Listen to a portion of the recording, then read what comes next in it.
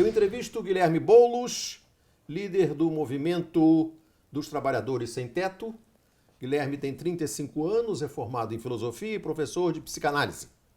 E a minha pergunta, Guilherme, é: cadê o povo? Olha, Paulo Henrique, para responder a tua questão, queria pontuar duas coisas. Primeiro, não é uma verdade de que as ruas estiveram ausentes nesse processo. Em especial, o que ocorreu de março até maio, começo de junho, foi um processo de mobilização importante no Brasil. Dia 28 de abril, houve a maior greve geral do último período contra reformas do Temer. 24 de maio, esse governo chegou a chamar o exército, né, para reprimir 150 mil pessoas, fizeram da Esplanada uma praça de guerra. Em março houve mobilizações muito importantes. No entanto, acho que após isso, as pessoas que estavam indo às ruas com maior força foram tomadas de dois sentimentos contraditórios. O primeiro deles foi uma certa apatia. Por que apatia? Porque você vai às ruas, faz a maior greve geral da história, na semana seguinte eles aprovam a reforma da Previdência na Comissão Especial da Câmara. Vai em Brasília, coloca 150 mil pessoas em Brasília, na semana seguinte eles dão regime de urgência para a reforma trabalhista. Então, as pessoas foram falando, porra, eu vou para a rua, não adianta. Vou para a rua, não resolve. E uma parte das pessoas que vinham indo às ruas reagiu com isso com uma certa apatia. Agora, por outro lado... Uma decepção, um sentimento de impotência. Né? Tá. Agora, por outro lado, isso também vai plantando uma revolta, e uma revolta subterrânea que, cedo ou tarde, explode, né? Vai criando um barril de pólvora, que é resultado de uma crise de representação talvez sem precedentes. Você está criando um abismo entre o Estado, o Executivo, o Legislativo, o poder do Estado, com o sentimento da maioria da população. A maioria da população é contra as reformas. Eles viram as costas e pisam no acelerador. 3% é a aprovação do Temer. Ele continua governando como se fosse um monarca. E aprova o que quiser no Congresso. Pois é. O Congresso desmoralizado. Saiu a pesquisa recente sobre a credibilidade das instituições. Né? Congresso, partidos políticos e presidência da República são as instituições com menor credibilidade no país. Então, isso vai criando um abismo, né, em que as pessoas não têm mais nenhuma credibilidade que seus problemas vão ser resolvidos pelos canais políticos e institucionais, e essa revolta, em algum momento, explode. Onde você percebe como esse grão de mostarda da revolta, que mais cedo ou mais tarde vai frutificar no movimento político de consequências significativas? Você começa a ter algumas reações por baixo na sociedade, né? Nas periferias urbanas, né? Na base social. Vou lhe dar um exemplo de onde eu atuo, o MTST. A crise de moradia com o desemprego aumenta brutalmente. Né? Por quê? Porque as pessoas, boa parte dos trabalhadores urbanos no país pagam aluguel. Se ele não tem mais emprego, se alguém da família ficou desempregado, se o salário arrochou, ele não consegue mais pagar aluguel. Então, isso vai gerando uma pressão no orçamento familiar em que o MTST fez uma ocupação no mês passado em Guarulhos, aqui na região metropolitana de São Paulo. Entrou no terreno com 1.000 pessoas. 3 semanas depois, tinham 6.000 pessoas no terreno. Essa ocupação está lá, resistindo, firme, ou seja, fazendo mobilizações. É um fenômeno que não diz muito sobre a conjuntura nacional, mas é um sintoma de que, olha, a crise social vai levando as pessoas a um nível de reação e de resistência que, se potencializado, né, se ampliado pelo país, isso vai, em algum momento, estourar. Um termômetro disso que você descreve agora seria o que a gente percebe nas ruas do Rio e de São Paulo, por exemplo, que é o número de moradores de rua. Claro, a crise social se agrava para todos os lados. Né? Isso vai gerando mais população em situação de rua, isso vai gerando maior revolta em relação à saúde. Peguemos o caso da saúde. Né? Só no ano passado, Paulo Henrique, mais de 1.200.000 pessoas deixaram o plano de saúde privado, porque não conseguiam mais pagar, como resultado da crise. São 1.200.000 pessoas a mais no SUS. E um SUS agora cada vez mais sucateado, com menos recursos para ele. Agora, Sim. com o regime fiscal que eles aprovaram na PEC 55, é a eliminação disso no médio prazo. Olha o choque se anunciando, né? Você tem um aumento da procura pelo serviço público de saúde e uma redução da oferta por conta de uma política inconsequente de austeridade. Mas como é que situações como essas que você descreve, o aumento da demanda por ocupações, a revolta com o serviço sucateado do SUS, como é que isso se articula de forma a gerar um desafio aberto ao golpe? A maioria das pessoas, do povão, assistiu ao golpe pela televisão. Sim. Como se fosse uma briga entre políticos. Uma briga em que não tocava no bolso dele, não tocava nos interesses dele. Sim. Quem foi às ruas?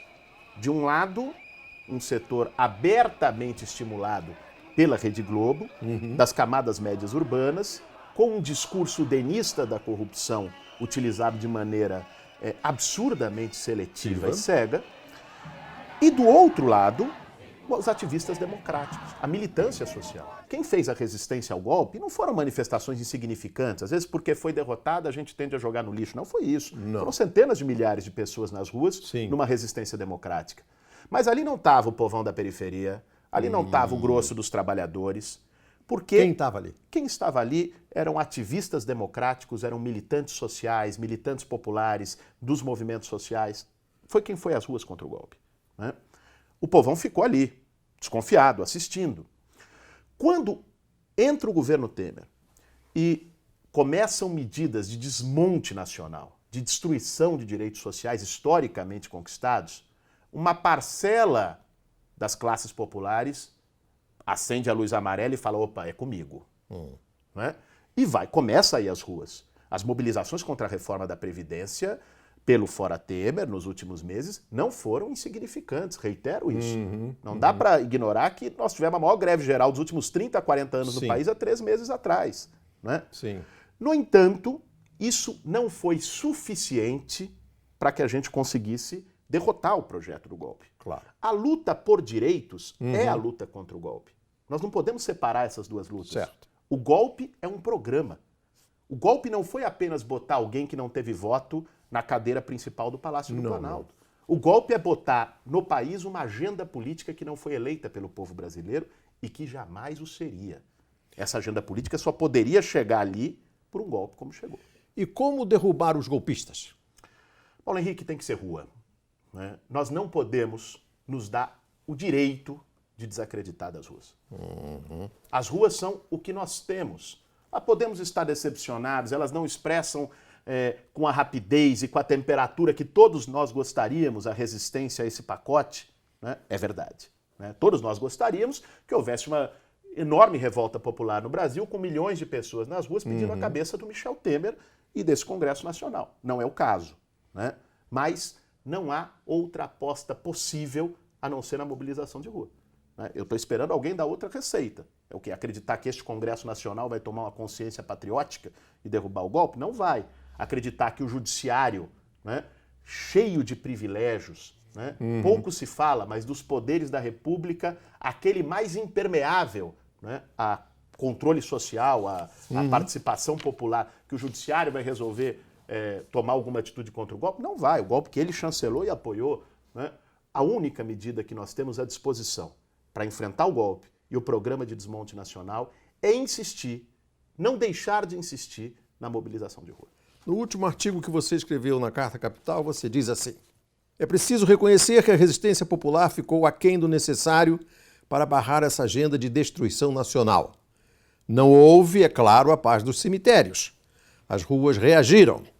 A apatia, somada ao recuo de algumas centrais sindicais, fez com que a greve convocada para 30 de junho não conseguisse repetir o sucesso de abril, do dia 28 de abril, como você mencionou aqui. Quem foi apático? Qual foi a central sindical que roeu a corda? O que eu vi, né, foram algumas centrais que desde o princípio tiveram relação muito próxima do próprio Temer, que apoiaram o golpe, se reunirem com o Temer, com o ministro do Trabalho, no período anterior à greve do dia 30 de junho, e negociarem uma medida provisória que seria editada posteriormente à aprovação da reforma trabalhista, minimizando alguns pontos da reforma e, em especial, mantendo algum tipo de contribuição sindical. Este tipo de negociação que foi feita dá um sinal de desmobilização. E você seguramente se refere à força do Paulinho? Acho que a Força teve nessas reuniões, acho que a UGT teve nessas reuniões. O GT também? Agora, eu não nomeei no artigo, e tenho cuidado em nomear agora, porque a gente na Força que é contra isso. A gente na UGT que é contra isso. Sei. Agora, houve movimentações das direções no sentido de buscar algum tipo de pactuação que, evidentemente, desmobiliza.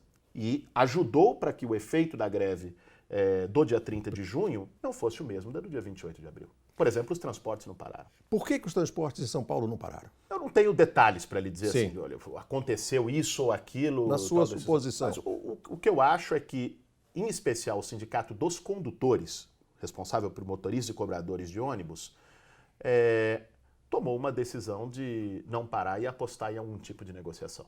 Né? No caso dos metroviários, é um sindicato bastante combativo, mas ficou sozinho. Né? Se ninguém parasse, ele parasse sozinho, isso...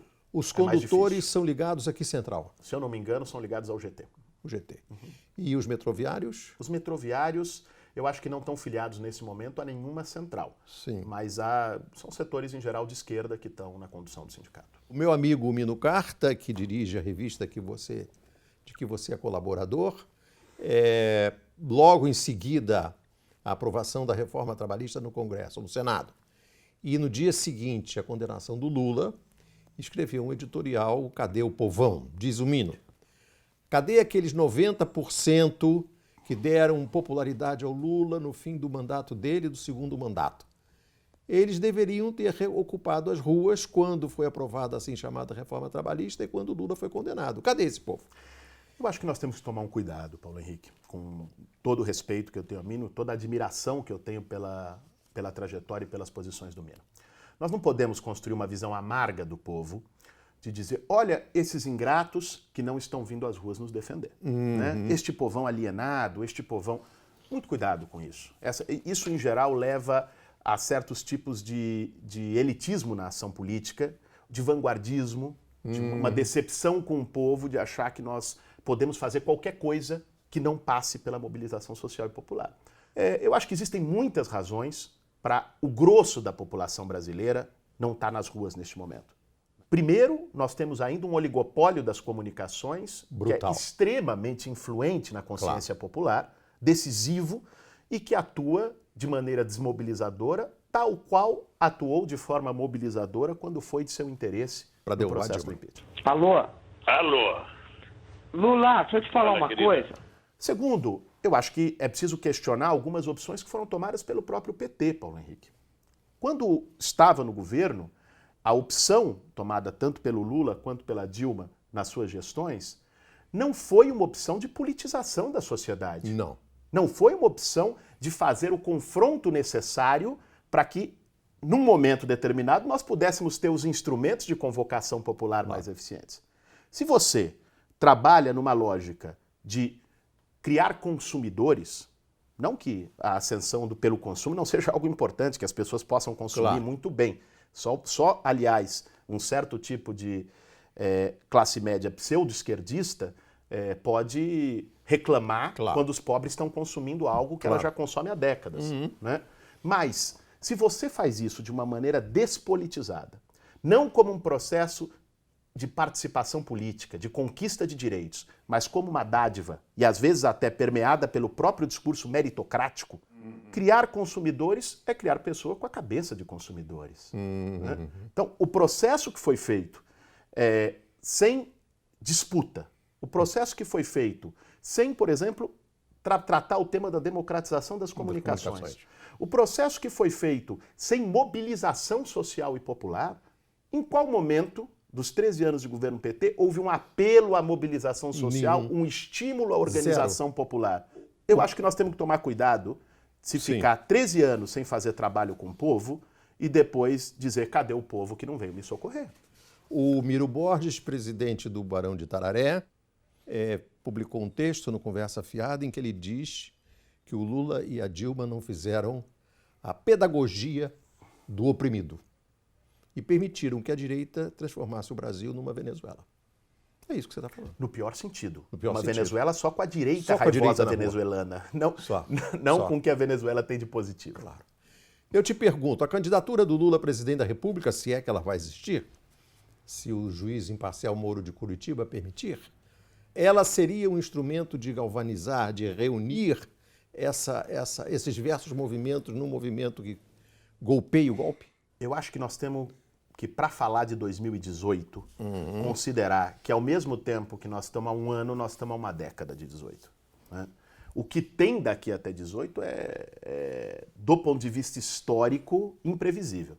Nós não sabemos se o Lula poderá ser candidato, nós não sabemos se o Temer será o presidente até lá, nós não sabemos em que nível vai estar o termômetro das ruas e da insatisfação social no país.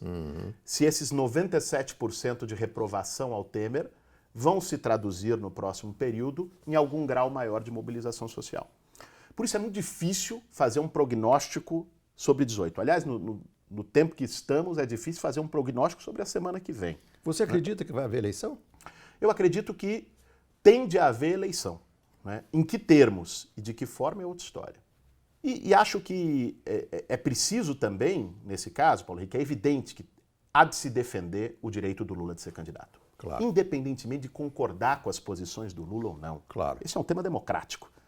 Querer resolver eleições no tapetão, como o Sérgio Moro está fazendo, como de maneira descarada o judiciário tem feito, isso é inadmissível. E isso deve gerar uma reação social e deve gerar uma mobilização dos movimentos sociais. Você percebe na rua, no contato com o teu movimento social, com outros movimentos sociais, a ideia de que o Lula está sendo injustiçado? Eu acho que as pessoas começam a perceber isso. Né? É evidente que o discurso feito foram 2 anos, 3 anos de linchamento midiático contra o Lula, e isso deixa sequelas. Claro. Não dá para acreditar que isso não tem influência. Tem. Mas a cada degrau que o governo Temer faz descer o povo brasileiro em termos do atendimento às suas necessidades, isso também gera um sentimento de que, porra, naquele tempo era melhor. Claro. Né? Então, isso é o que explica o Lula, depois de 3 anos de massacre, que talvez tivesse destruído qualquer liderança política do país, né? Faz com que ele esteja no topo das pesquisas, né? E tem um apelo social muito forte. É evidente que as pessoas começam a desconfiar da narrativa oficial. Quando vem que na mesma semana que o Lula foi condenado pelo Moro, o Gedel foi solto e o senhor Aécio Neves estava lá, perfumado e bonitinho, votando a reforma trabalhista no Senado. As pessoas começam a botar isso na balança. O povo não é idiota. Claro. Você esteve recentemente na Espanha, onde conviveu com o movimento Podemos. O Podemos inspira ou ele significa alguma coisa em termos de atividade política que possa, de alguma forma, se reproduzir no Brasil ou de alguma forma inspire o Brasil? Eu acho que sim. Eu acho que o Podemos, a experiência do Podemos na Espanha, foi uma experiência de lidar com a falência da representação política de uma maneira progressiva. O que nós temos visto até agora no Brasil? Que a crise de representação se traduz numa antipolítica que vem sendo canalizada para os piores caminhos. Pela memória do coronel Carlos Alberto Brilhante Ustra, o pavor de Dilma Rousseff. Seja de farda com Bolsonaro, seja de paletó com Dória, ou uma geração que veio nas eleições do ano passado de políticos gestores. Esse não é um fenômeno brasileiro. Macron, na França, o próprio Trump, empresário nos Estados Unidos, o PPK no Peru, o Macri na Argentina. Você tem uma série de figuras que se apresentam como não políticas, tentando canalizar para si a falência de um sistema de representação democrático. Né? Porém, isso não gera só subprodutos para este lado. Se nós olharmos em alguns países, esta mesma crise de representação, que gera desconsolo, crise de credibilidade, que gera no Brasil um fenômeno Bolsonaro, um fenômeno Dória, na Espanha gerou um Podemos. Gerou uma Marine Le Pen de um lado, mas gerou um Mélenchon do outro. o Corbyn, né, fica no Partido Trabalhista, mas sai como uma liderança extremamente forte e renovadora num partido que já estava na lama, tinha apoiado a guerra, Tony Blair, todo tipo de excrescência, e nasce um Corbyn ali. Gerou um Donald Trump presidente, mas gerou um Bernie Sanders quase revolucionando o Partido Democrata, perdendo por muito pouco. Mas quem imaginaria alguém batendo duramente em Wall Street, no 1%, com um discurso socialista, quase ser o candidato democrata à presidência dos Estados Unidos? Foi massacrado pela Hillary. Claro. Né? E, aliás, se fosse ele o candidato contra o Trump, muito provavelmente teria mais condições de vitória. Sim. Sabe por quê, Paulo Henrique? Porque há um nível de insatisfação política fortíssimo, de perda de credibilidade das instituições, que do meu ponto de vista tem a ver com uma contradição que cada vez mais se aprofunda entre o regime de acumulação do capital com a democracia. Claro. Cada vez mais exige-se, o mercado financeiro exige uma dimensão tão selvagem de acumulação capitalista que ela confronta com os princípios democráticos mais elementares. Quando a soberania do voto popular vai contra os seus interesses, que ela saia da frente. Né? O sociólogo alemão Wolfgang Streeck diz que o capitalismo é incompatível com a democracia. Eu acho que, por princípio, é. Mas em alguns momentos ele consegue construir mediações para isso, como no estado de bem-estar social. Sim. Né? Quando o capitalismo, como resposta à crise econômica, precisa de margens de lucro mais fortes e é obrigado a apertar o cinto como estratégia, isso se torna incompatível com regras democráticas formais, que historicamente foram sustentadas pelo próprio capitalismo. Isso é o golpe no Brasil. Isso é o que fizeram com a Grécia. Sim. A Grécia, com o Syriza, votou por um plebiscito não ao pacote de austeridade. A Troika, o Banco Central Europeu, chegou e falou, não, senhor, se é isso, a gente acaba com o país. Né? A resposta ao plebiscito foi fazer o que a Troika quis. Foi isso. Então, isso é falência democrática. Isso gera uma profunda desilusão. As pessoas não se sentem representadas pela política porque, de fato, elas não estão representadas pela política. O sentimento de antipolítica é justificável e legítimo. A questão é para que lado ele vai. Né? Claro. Por isso, voltando à tua pergunta original, que eu acho que o Podemos é uma experiência muito interessante, porque foi capaz de oferecer uma saída para a crise de representatividade que seja uma saída progressiva, defendendo não redução democrática e intolerância, defendendo o aprofundamento da democracia. Como se formaria um Podemos no Brasil? Quem? Onde? Quando? O cenário no Brasil está muito nebuloso, Paulo Henrique. Até se definir o que vai ocorrer com o presidente Lula, os próximos passos dessa trama golpista, é muito difícil que se formem novas composições políticas no país. Mas eu acho que há espaço para que se crie à esquerda, né, dialogando com o tema da crise de representatividade, dialogando com o tema da defesa intransigente dos direitos, um campo político que represente, né, uma alternativa contra-hegemônica. É difícil dizer para onde vai, que, assim, hoje, quando, quem e como, mas eu acho que é um caldo para isso. O Macron é uma prova disso. Ele criou um partido 3 meses antes da eleição. Não é isso? Então, o Macron é para uma alternativa, digamos, não contra-hegemônica. Claro. Agora, o próprio Podemos é. Você sabe que o Podemos tem 3 anos de existência. Sim. O Podemos começa em 2013, 2014. O PSOE, o Partido Socialista Tradicional da Espanha, tem 100 e tantos anos de existência. Hoje, em 3 anos, o Podemos tem 71 deputados, o PSOE 84. Também foi um fenômeno muito rápido fulgurante de crescimento. Mas o Podemos está num impasse político. A Espanha está praticamente sem governo há 2 anos. Tem um governo sustentado, inclusive, pela abstenção do PSOE, né, no sistema parlamentarista deles, e que é um governo, enfim, muito ruim. Né? O governo do Rajoy, na Espanha, aliás, foi o primeiro presidente a vir legitimar o Temer aqui, dar bons conselhos ao Temer, e o Temer, de maneira muito grata, reagiu a ele dizendo que a reforma trabalhista da Espanha era modelo para ele e tudo isso. E o El País publicou que a reforma trabalhista na Espanha provocou o desemprego de 40% dos jovens. O desemprego juvenil da Espanha é o maior da União Europeia e o maior do G20. né? E a reforma trabalhista lá foi feita com o mesmo argumento daqui, que iria gerar empregos. Isso. Né? Isso. Olha o que deu. Isso. Né? Então, a Espanha, aliás, anuncia isso. Agora, o impasse que se tem lá não é um impasse apenas do Podemos. Né? É um impasse da dificuldade do Podemos, junto com o PSOE, terem o número suficiente de deputados para derrubarem o governo do PP. Hoje essa situação não está colocada e por isso permanece o governo do Rajoy e do PP. Você tem esperança? Eu tenho. Se não tivesse, bom, não saía de casa, não estaria aqui também. Obrigado, Boulos. Obrigado, Paulo Henrique.